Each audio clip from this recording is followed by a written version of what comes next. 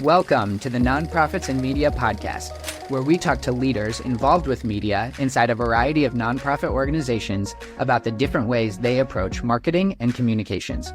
I'm Nathan Pfaff, and my job is to tease out what benefits or results they've seen in their content strategy so that you can apply those to your own life or organization. Hey everyone, welcome to this episode of Nonprofits and Media. Today we're going to be talking with Ryan Farran. Ryan is a missionary pilot in Papua New Guinea with Ethnos 360, servicing very remote jungle airstrips with a small single-engine plane.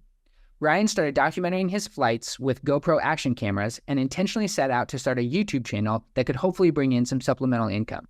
After finding his niche audience, Ryan's YouTube channel currently has 333,000 followers at the time of this recording, and he has expanded his content to flight simulators and other products. He releases new flight vlogs every week, and you can find him on social media as Missionary Bush Pilot. In this episode, he had some great advice about the power of videos, how to use different styles of videos for different audiences, and creative ways to think outside the box. Missionaries often function and fundraise like their own mini nonprofit, and I'm excited to have Ryan share with you how he's been using videos and media to create a side business to help support his ministry. Take a listen. Well, hello, everyone. Today I have a special guest with me that I'm very excited about. It is Ryan Farran. You might know him as Missionary Bush Pilot. So, Ryan, thanks so much for being on the podcast today. Yeah, thanks for having me on. Awesome. Well, as I was watching some of your videos, I noticed that you had this phrase that you would often say when you were coming in, typically for like a pretty tricky landing or something. And I'm not sure if you know what it is, but it's a phrase that I thought was really interesting that you tend to do. Do you have any guesses? And could you maybe talk about your thought process for why you might need to say it? Is it maybe that I'm committed or something? Yep, that's exactly right. All right. Yeah. Well, I mean, we land into one-way mountain airstrips, really mountain, like nice big huge hills, and it's only a one-way in. And from my videos, you can't really tell because the GoPros really give it a really wide perspective. You can't really tell how close you are to terrain, but when I say I'm committed, it doesn't matter if a kid runs out, a pig runs out, whatever is on the runway, they're going to have to move because I do not have enough power or room to basically go around and try it again. From that point on, I'm too close to the ground. I'm landing no matter what. So I'm telling myself I'm committed just so that mentally I'm going, it is what it is. I'm going to land no matter what. Yeah, I love that. I thought that was really interesting because I typically don't think about my pilots having like those thoughts and moments of like, all right, I'm in, and there might not be any alternatives or any other ways to pull out or abort or anything like that. So I love that you kind of communicate that to your audience and are just that like raw with them of like, all right, well, I'm committed now. So, yeah. Cool. Well, hey, I'm excited. This podcast is particularly for nonprofits and leaders within the nonprofit and communication space. But as a missionary, I know you guys often function and fundraise kind of like your own micro nonprofit and needing to build relationships with a donor base and things like that. So how did you find yourself doing this line of work? And tell us a little bit about your flight vlog. Yeah, so I grew up as a missionary as a kid. We spent 4 years here actually in Papua New Guinea where I'm living now. And then the rest of my growing up years, really from 6th grade on, my parents were involved in the training aspect of training missionaries to come overseas. So, I mean, even from a young age, probably 10th grade, I really felt like this is what I wanted to do. I wanted to be a missionary pilot, specifically a missionary pilot, not just a pilot, but really right after high school, really the year after and all the way up for the next 12 years, I was preparing myself either through different types of training with flying or through missionary training or Bible college, all in preparation to be able to come to Papua New Guinea someday. It took about 12 years to get here, but I'm glad I waited for the wait to get here for sure. Nice. And I gotta ask about the name. What's been the response to the term missionary in your Missionary Bush Pilot handle? Um, Honestly, not too much negative response. I actually came up with the name for like a Facebook page, like a few years, maybe probably 3 or 4 years, actually, even before I started the channel. I had the idea that, oh, that'd be kind of cool to be able to do a channel someday, but didn't really have the know-how to do videos. I've always been in photography, used to do weddings and things. So I have a background in video and I always actually wanted to get into videography. But honestly, most people just don't really seem to care. They don't really seem to ask questions. I really try to keep my content very broad for a big audience, not really missions based. I do have some of that stuff, but it's harder to find and you actually have to go onto different platforms to be able to see that content. So I'm really trying to hit the masses with my YouTube channel, really, rather than sharing my ministry in depth. Gotcha. Nice. So when did you start your flight vlogs? And do you remember the moment when you thought you would like fully go all in and make this an active like social channel for yourself? Yeah, it was. Well, it first started in 2018. I actually was getting into selling on Amazon as a business. And I did that for like 2.5 years. And then really COVID hit. And that's when all of my products were in the travel niche. And then nobody traveled. And so it was just getting harder and harder and more frustrating to be able to sell on Amazon. So I was looking for something else to fill my weekends. I hate sitting around and I've been wanting to do a YouTube channel. And, I was writing down in a book of like, what my yearly goals are. And one of it was like, I want to do YouTube. Didn't really know what it was that I wanted to do. I like making motorcycle videos. I write a lot, but as I was looking at the platform of YouTube and studying it and studying the different types of channels, which ones do well, I actually started looking into aviation and I was thinking, how can I fit this into my schedule to where it's not affecting my family life, my work life, and I can do it as a hobby, but also think of it as I'm going in this as a business, like from the very get-go. Like I love making videos, but I'm not going to spend 40 extra hours a week just for everybody else's entertainment. So I'm like, if I'm going to do this, I'm going to go and at least make 2 videos a week for the first year. That was like what I'm committing myself to. We'll see where it goes. I was shooting for 20,000 subscribers in the first year and looked at other channels to see what they did well and what they did poorly and how long they've been around, how big they've grown, just to see, obviously there is a group of people that like this type of video, even though this isn't even the type of video that I would prefer to make.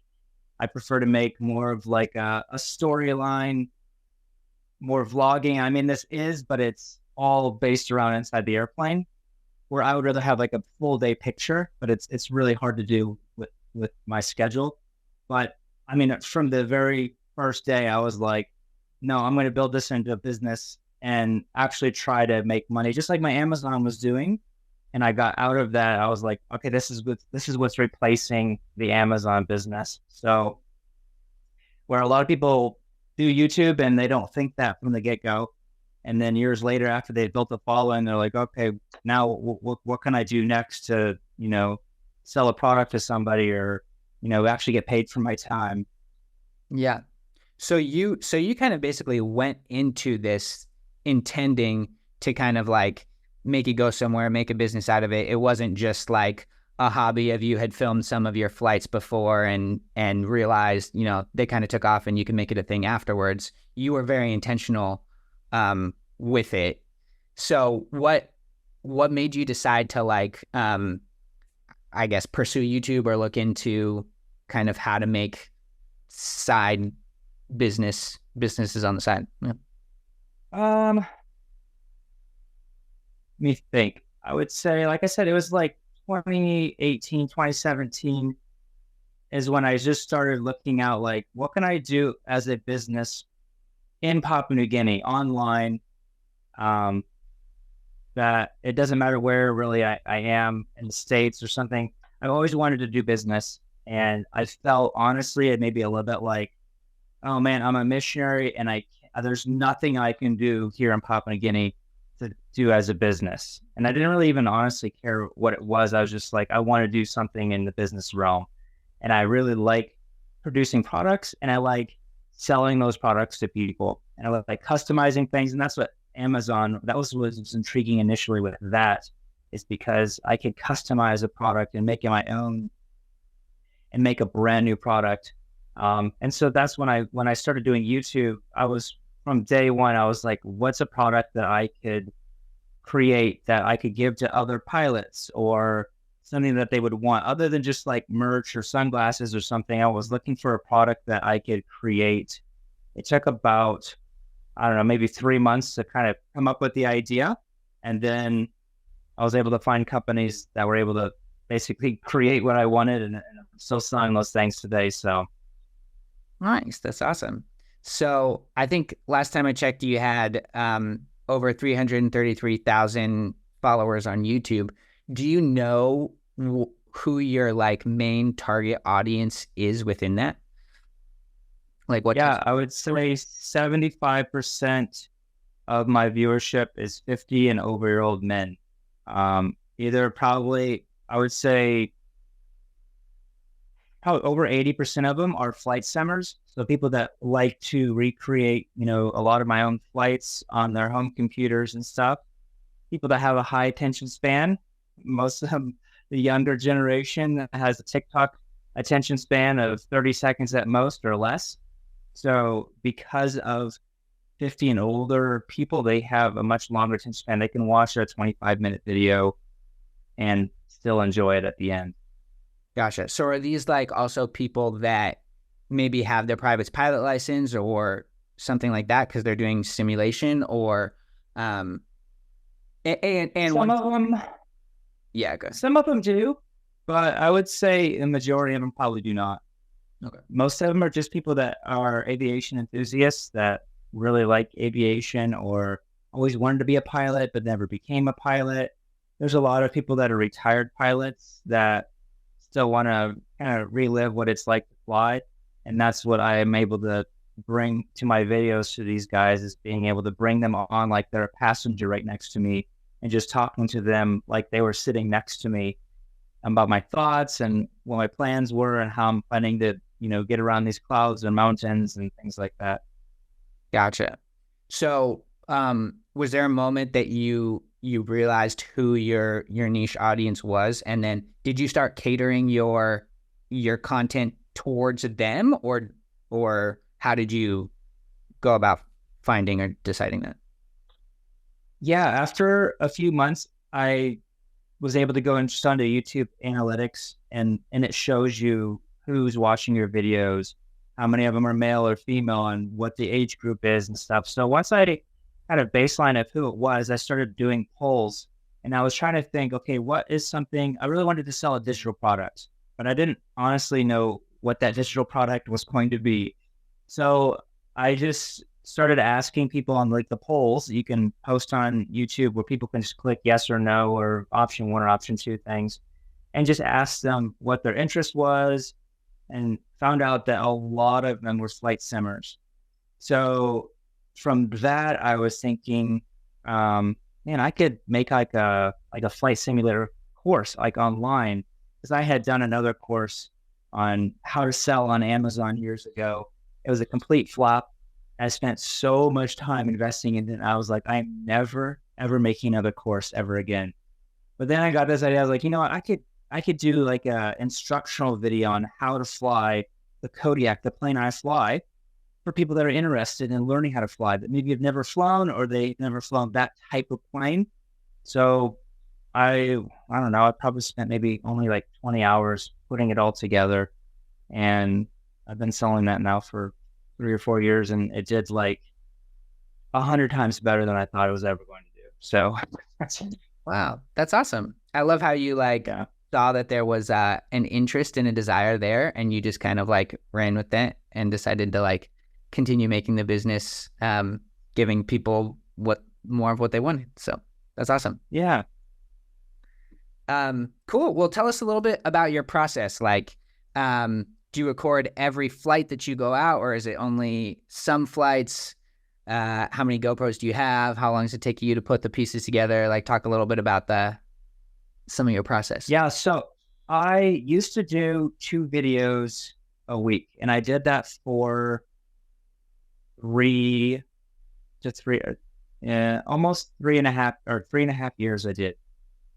And then my original thing was to get them out twice a week, just as in my growth, because in any type of entertainment thing, you're going to have a lot of growth at the beginning, and then you're going to taper off, and you're going to slowly get it. So I knew that I just wanted to get as much content out as there as I could. So really last fall is when I went down to 1 video a week. It was just getting too much. We're not flying quite as much as we were pre-COVID or during even COVID time. And so I think, what was one of the other questions? You said how many cameras I have. I have 8 cameras on the plane, and they're all GoPros. And the reason why I have 8 is because I watched other channels that have very similar content that I put out. And as I was building my channel, I'd watch their videos and I would write different things down. What I liked about it, I really like this camera angle. I didn't like the fact that they only have 3 cameras because my eyes are bleeding from not being able to blink because they don't ever change it. And I wanted my videos to feel like a movie, to where every 3 to 5 seconds at most, it's changing to a different camera angle. Or if I'm pointing over here, I want to have a 360 video be able to pan over and show the waterfall I'm flying next to. I really wanted to be really immersive to keep people's attention going and wanting to watch, rather than just assuming that everybody's going to want to watch my videos because I'm an interesting person or something, which I'm not. So I'm trying to make it more interesting to keep people watching. But what was one of the other questions in that past question? Do you record every flight, or what percentage of the flights actually show up on the vlog that you do? No, I record only flights that only flights that I'm by myself. That's what I like to do. I don't like filming with flights with the missionaries, just for their own privacy.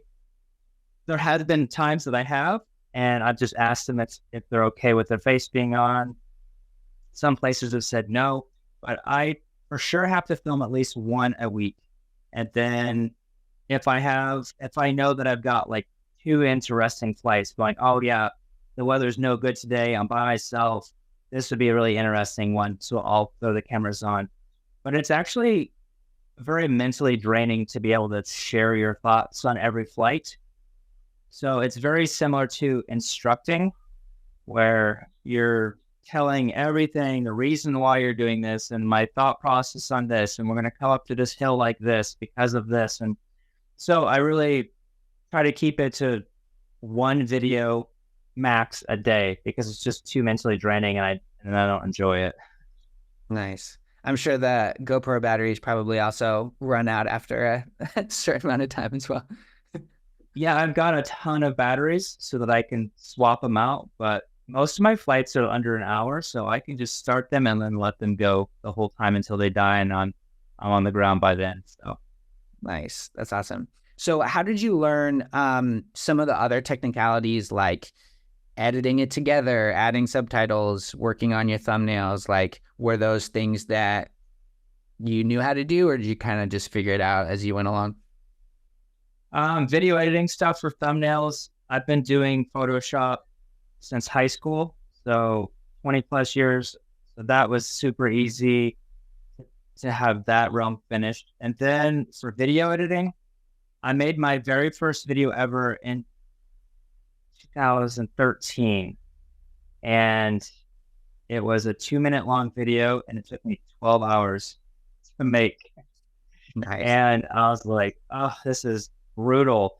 But I really enjoyed watching videos more than I like looking at pictures. So I really wanted to get into it.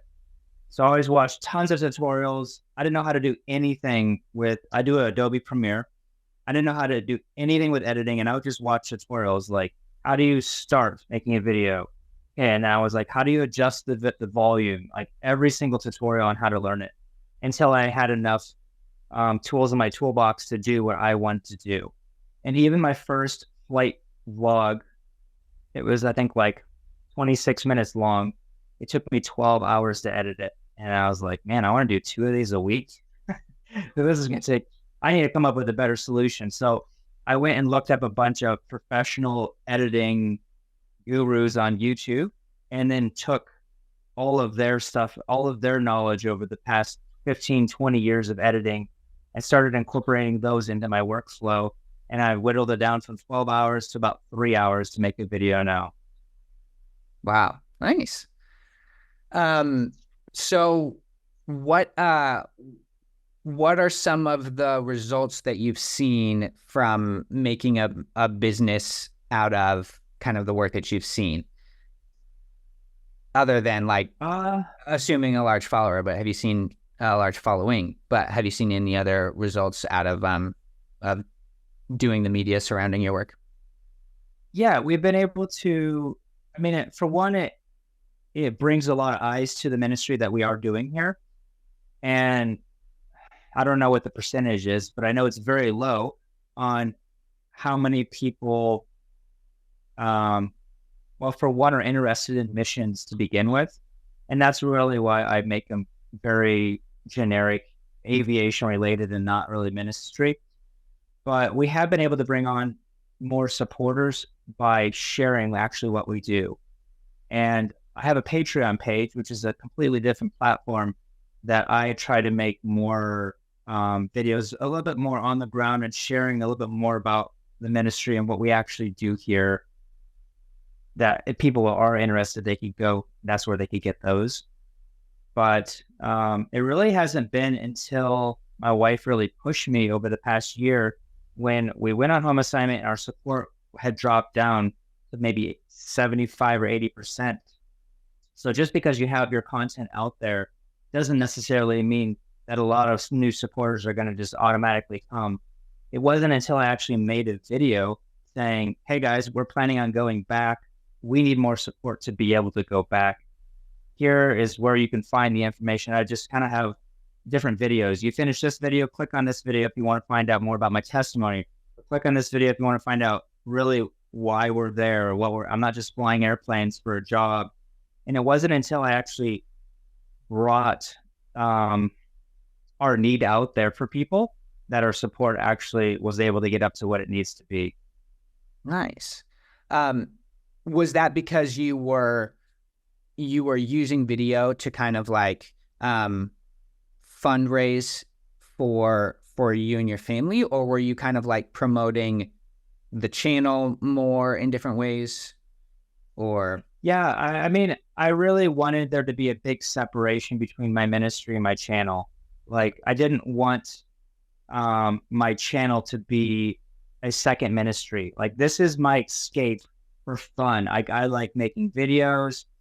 I like building business stuff, and I like creating products. So I really wanted to keep that completely separate from what we actually do ministry wise. So the first 3 years, I didn't share. I think I shared in one video out of like 300 of what it is that we actually do and why we do it. That's it. One video, because again, I really wanted to keep it separate, and I wanted my viewers to know that it's separate as well. Because if you're sharing aviation content, and then you throw out, oh my gosh, like, we just started a new church and here's what they've been learning in the church and stuff. That's not what they came to your channel to begin with. They came to watch airplanes, and that's it. So, but it really wasn't until my wife was like, hey, you don't want to go speak at churches. I hated raising support with a passion. Absolutely hated it. And I'm not like a really extroverty kind of outgoing guy. Like, both my wife and I are very much introverts. She's like, then you just make a video and say, here's our need. For anybody that's interested, here's how you can partner with us in our ministry. And within 3 months, we had enough to come back to the field. Wow, that's amazing. That's a testimony to the power of, I guess, videos and media that allow people to engage and connect on a different level. Yes. I mean, I would say, I remember it was in 2008 really before vlogging was even a thing, when I was in the training to become a missionary, a friend of mine who just lived literally like 2 houses down at the same college, he did a walk around his apartment with his phone and just showing, oh yeah, this is where I live. And it was to send back to his friends, and he posted that on Facebook.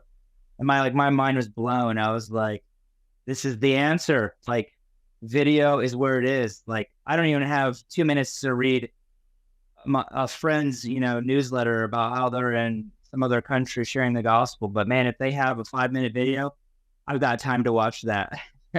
So again, that's really why I started doing this. And I've actually only written one newsletter ever in 10 years that we've been here. And all the other ones are just 2 to 3 minute video updates showing people what it is that we're doing so they can see us, feel a connection with us, feel connection to the work that we are, and feel like, other than trying to come up with a picture in their head what it looks like in Papua New Guinea or out in a village, they get to see it for themselves and experience it. Nice. I love that. And are the supporters that you do those separate videos for, that do they also subscribe to your channel and follow that, or are those audiences kind of separate ones? I'd say they're probably pretty separate. Yeah, I know that some of them do, but I would say the majority of them don't, probably. Nice. Yeah. Yeah, I mean, I get that. It makes sense. Like you said, they're coming to your channel for like a totally different type of information. So, Yeah. you mentioned bringing awareness to the ministry. Do you have any stories of like people you've inspired to become a pilot or do missions or any of those kind of stories? Yeah, there are. I mean, I've had, probably 100 people or so write me, young guys saying, "Oh man, from your videos, like I want to become a pilot, or I want to go into missions, or man, I never thought I could, this even existed. So now I'm looking into mission aviation and stuff." And I know there's a lot of high school boys here at Lapilo, where I live at the mission center here in New Guinea, that have seen my videos, that want to become a missionary pilot someday. Some of them are pursuing it right out of high school. So it's encouraging to see that something that I never thought of. My intent was never to inspire people into aviation or missions or something, but that's just come from the videos naturally. Yeah. And along with greater exposure to the work and the ministry of your organization, what's been the response of your organization? What have they thought about you or your channels? Yeah, initially when I started, I really kept it on the down low, like, just because I've honestly seen a lot of other missionaries try to do like a side hustle and it completely backfire. And a lot of people have left the mission because it just didn't go well. So that was something I was really worried about, but it really wasn't until I got like around maybe 200,000 subscribers and started to getting millions of views that people were like, "Whoa, what are you doing, Ryan?" Like they let me know, like, but it's actually brought a lot of exposure for the mission, because to be honest, our Ethnos 360 doesn't really do marketing very well. They would like to, but they don't know how, or they're using methodology that might have worked back in the 1980s that, I mean, you're only now targeting the 60s and 70-year-olds instead of the next generation is what we're trying to target. So Totally. yeah. So have they used any of your content in kind of their own marketing, for their own marketing purposes? Do you know, or have they? They've used a little bit. I think that they would like to maybe get more into that. And maybe when I'm finished flying here, I've got probably another 5 years is really what we're planning for till my youngest graduates. I might transition to that role and maybe try to help with like media and marketing and trying to get Ethnos 360 aviation, in everybody else's eyes instead of just MAF. Yeah. Hey, there you go. That's awesome. Cool. Well, you talked a little bit about some of the side things you do as well, like the flight simulator. Have those been lucrative, or could you talk about like just using those kind of in support of your ministry? Yeah. So that was, I mean, just starting this channel in general was the real goal behind it was as a missionary, you have enough money to live and that's it. You don't, you can't ever seem to get ahead, is really kind of what I'm saying. So I was looking for something that could be a side income so that someday I could buy a house or not be stressed about spending $10,000 to fly my family back to the United States every 4 years, or $10,000 to fly back to Papua New Guinea and have to worry about buying a vehicle when I get back to the States. Those are things that people never think about missionaries have to do. But I figured it was like every 4 years, we basically just flushed down about $30,000 down the toilet in travel expenses, lost money on vehicle transactions, things like that. So I wanted something that I could start putting aside in savings for that very thing. And so for the first, I think, I don't know, 2.5 years, I didn't spend a dime of anything I made on YouTube just to save up money so that I could actually invest and buy a home when we go on home assignment. So that really preparing for my future, because I mean, I grew up in missions my whole entire life, and I watched my parents not plan for the future. I've watched many, many other missionaries not plan for the future and then feel stuck. And so that was something that I felt very heavy about and very serious about. So that's really what pushed me to want to start a side business so that I can start preparing for my future, because I won't be able to fly forever. So Yeah. Yeah. Speaking as a missionary kid, I guess we're not typically known for our business sense. So, what was it that kind of made you want to like how did you get your desire to be business savvy? Was it like born out of necessity, would you say, or talk a little bit about that?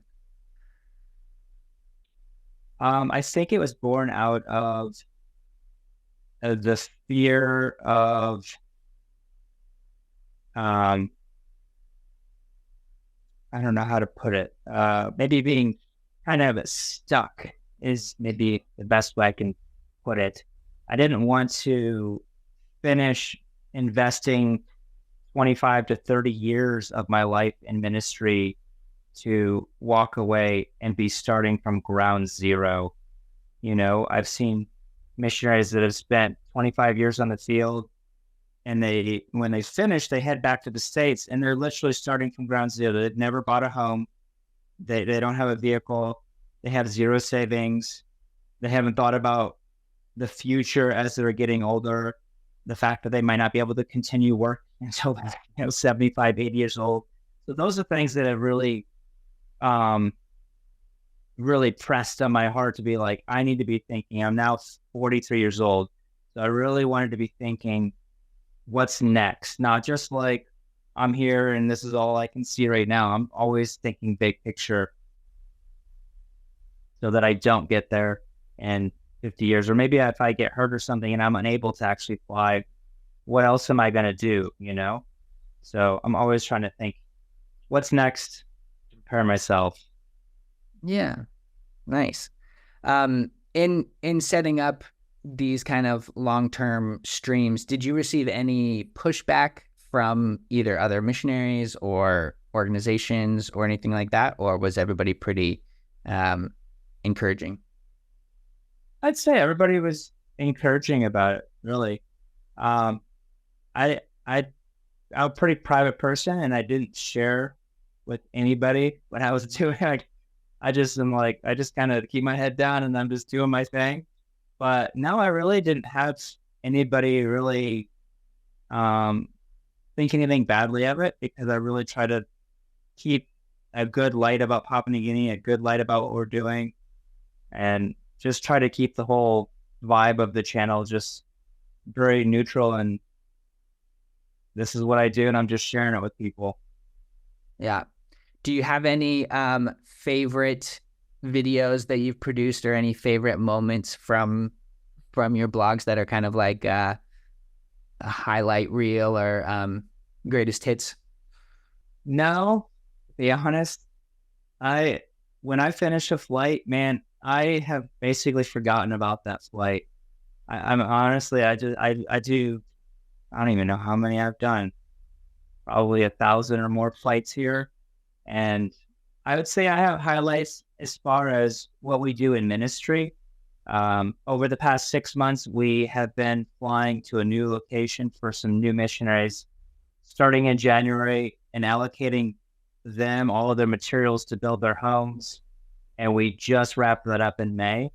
So that was a big highlight to be a part of that. We flew 117 flights into the same location, flying all the materials to build their houses and watched the progression of them build it. And then we just had kind of like a welcoming thank you from the community just last week. And that was really cool. They gave me arrows, actually, like, let me show you here. I hung up on my wall. They gave me these arrows, and this is like a bark tape that they wear, that they painted on with like ash and some other stuff. So I thought that was pretty cool. But I would say those are really the highlights that I remember, because I'm not here just to fly airplanes. My heart and the reason I'm here is to see the gospel go out to places that have never heard, and to see churches being planted. And that's really why I'm here. If it wasn't for that, I would not be flying airplanes in Papua New Guinea. Yeah. I saw a photo of you with mud on your face. Was that the same village, or was that a different experience? Yeah, that was the same village. That was their way of kind of saying, and I got this actually, I went on my Facebook page just today, and I had posted on Instagram, and it automatically posted on Facebook. But I probably had 30 or more PNG citizens saying, wow, that's like their way of saying that they are so appreciative and that they really respect you. And that's like a very high honor. I didn't know that at the time. I'm just like, oh, this is kind of gross. And now I'm going to get all this, like white clay and mud in my airplane and stuff. And, as I'm climbing in, I'm trying to brush it off. And they're like, no, just leave it. I was like, I don't want it in my airplane. So I would say those are the highlights for sure, is seeing the work that we're actually here for get accomplished. Yeah, I love that. It's good. Good reminder of the bigger picture too. Cool. Well, you mentioned kind of the impact that videos have had in your kind of fundraising.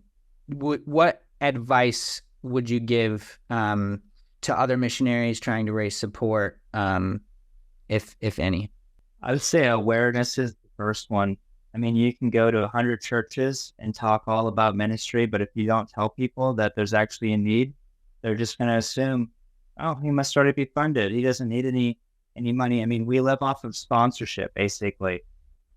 And we can't be here without people sponsoring what we're actually doing. So it really wasn't until I started sharing that in some of my videos, and I have a video at the end of one of my videos that says, here's what I actually do as a missionary pilot. And if people are interested, they can click on that, and that shares what I do. I'm walking around a village saying, here's all the materials that I've flown in over the past 6 months for these specific things, and these are the missionaries, and this is what they're here to do.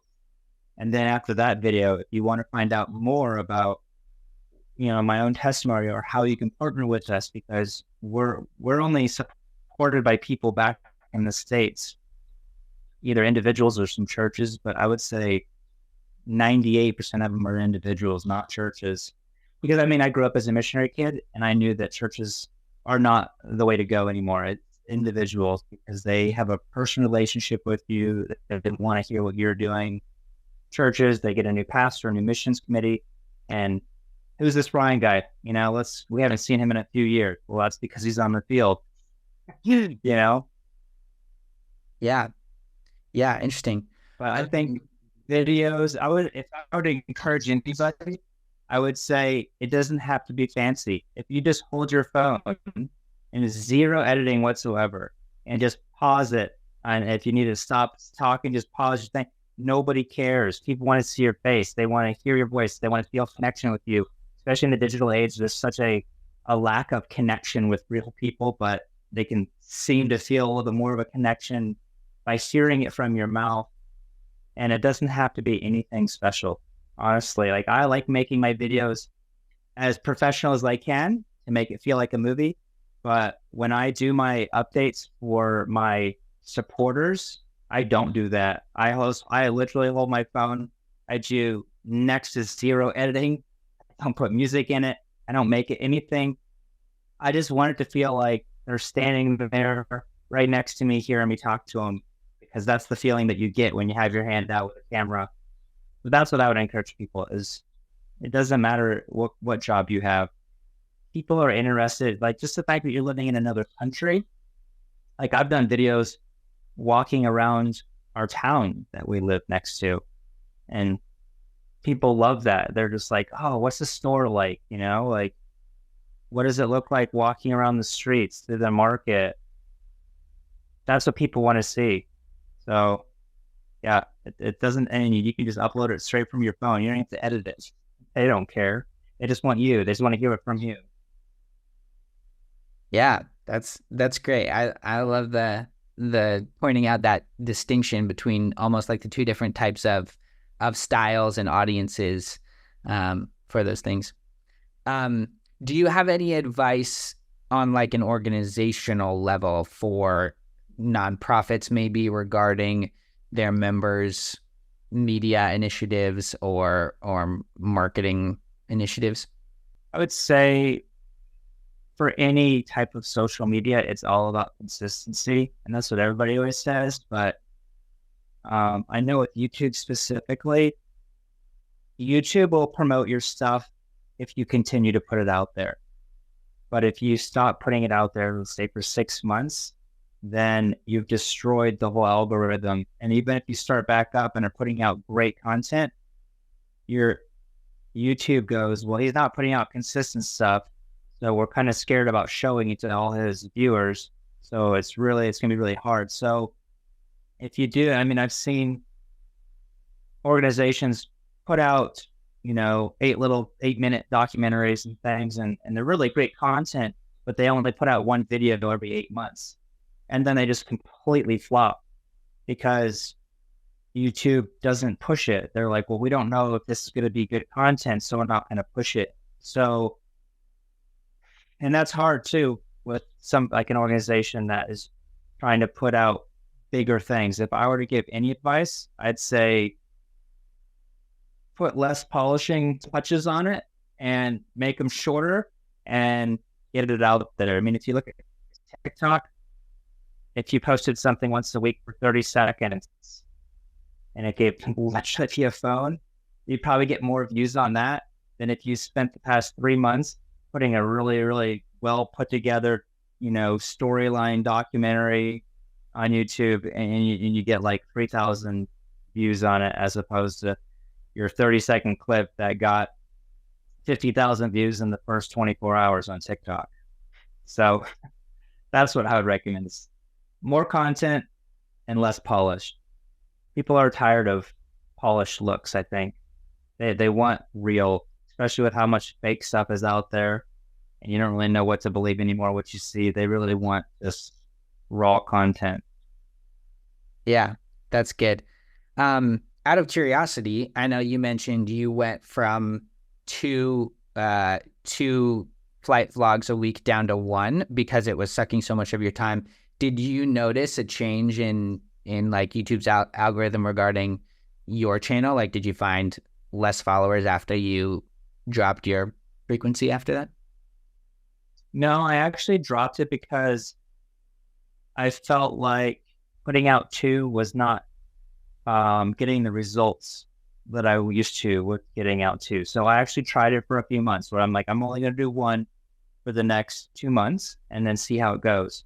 And I was actually getting pretty close to the same amount of views overall as I was with 2, because I was just oversaturating my viewers with my videos. So like, let's say if I put out 2 a week and you don't have time to watch my second one, but maybe the next week you do, YouTube might not show you next week because you didn't watch, Thursday's episode. Now they don't even bring up Monday's episode because you didn't watch that. So it was actually hurting me more because I wasn't in the growth phase. So and then I tried putting out 2 again to see if it actually, picked back up more, and it didn't. So then I was like, well, that's just stupid. I'm just going to go down to 1. And I actually enjoy doing just 1 a week more anyway. Gotcha. Nice. Have you ever thought about doing any longer form content, like, 30-minute documentaries or anything like that? Or are you sticking with the shorter vlogs? I mean, I would say my average video is about 25 minutes right now. So on YouTube, at least, that's what my average is, about 25 minutes. Some of them go up to 30 minutes, but I'd say if you cut it down, it was probably like 27 minutes is the very average one. Where maybe 3 years ago, they were closer to maybe 22 minutes long. So, and I think some of that's just because I've gotten more comfortable on camera and I've been able to just share more in depth about what I'm doing, and that makes it a little bit longer. But yeah, I've tried the short content, and with TikTok specifically, TikTok works whatever country you're in and started your TikTok account on. That's the people it pushes it to first, and if it does well there, then it starts pushing it well to the rest of the world. So if you're in America where TikTok is really popular, it's a lot easier to grow. Where here in New Guinea, all my content goes to PNG people, and there's a much smaller group of, out of 8 million people in the country, like that's the size of LA. There's not that many people that are interested in aviation, so it's been much harder to grow on those channels as it has YouTube, which immediately pushes it to all around the world. Cool. Well, I think that's all my questions. Was there anything else that you wanted to mention, either about your work or your media, that we haven't touched on? Yeah, think of anything now. Okay, awesome. Well, where can people find you? How can they find your work, your channels? All my channels are just under Missionary Bush Pilot, whether it be TikTok, Instagram, YouTube, my website. It's all just Missionary Bush Pilot. Awesome. Cool. Well, thanks so much, Ryan. Really appreciate your time. Yeah, thanks for having me on. Hey, everyone. Thanks so much for listening. If you enjoyed this episode, please don't forget to subscribe to our channels for future content. It really helps us out. This podcast is brought to you by Travelite Studios. Travelite is a full-service film production company that specializes in documentary and promotional videos for your nonprofit. We are a multicultural team of award-winning creatives with a passion to help organizations grow their reach. We can be your media team or work alongside your media team to deliver captivating content that energizes your audience. Travelite takes the time to truly get to know you and your needs, and includes extra tools to help make your videos be the most powerful they can be. Go to travelitestudios.com right now to plan a project and have your story and solutions presented to viewers in a beautifully compelling way. That's travelitestudios.com.